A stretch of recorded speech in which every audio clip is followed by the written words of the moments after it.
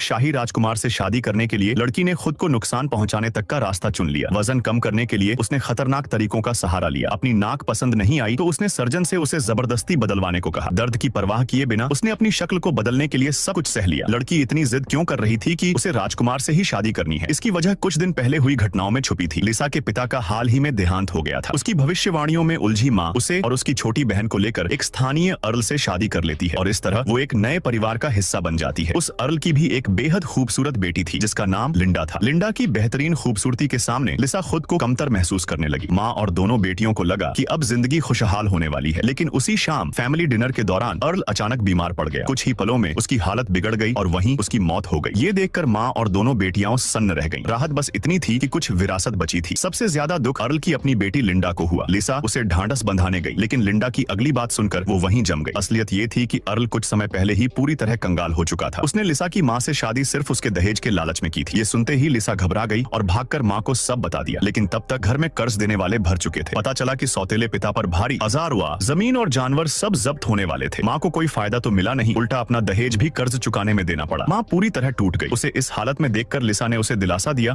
और कहा कि वो राजकुमार से शादी कर लेगी तो सारी मुश्किलें खत्म हो जाएंगी। लेकिन माँ ने उसे आईना दिखाने को कहा। माँ ने साफ कह दिया कि उसकी शक्ल देखकर राजकुमार कभी उसे पसंद नहीं करेगा। लिसा आईने के सामने खड़ी हुई और उसे भी सच समझ आ गया। फिर भी उसने हार नहीं मानी, क्योंकि राजकुमार से शादी करना उसका सबसे बड़ा सपना था। एक दिन अचानक महल से संदेश आया। राजकुमार 3 महीने बाद एक भव्य नृत्य समारोह रखने वाला था, जिसमें सभी कुलीन परिवारों की लड़कियों को बुलाया गया था। उसी मौके पर वो अपनी होने वाली राजकुमारी भी चुनेगा। ये सुनकर लिसा खुशी से झूम उठी। निमंत्रण हाथ में आते ही वो सपनों में खो गई। इस मौके को पाने के लिए माँ ने अपनी सारी जमा पूंजी खर्च कर दी और लिसा के लिए सबसे अच्छे सर्जन को बुलाया। डॉक्टर ने कहा कि वो लिसा की पूरी काया पलट कर देगा। इलाज के बाद उसकी नाक ठीक कर दी गई। इसके बाद माँ ने उसके खाने पीने पर भी सख्त कंट्रोल शुरू कर दिया। जहाँ बाकी लोग भरपेट खाते थे, वहीं लिसा का खाना बेहद सीमित कर दिया गया। सब कुछ सिर्फ इसलिए ताकि वो उस सपने के और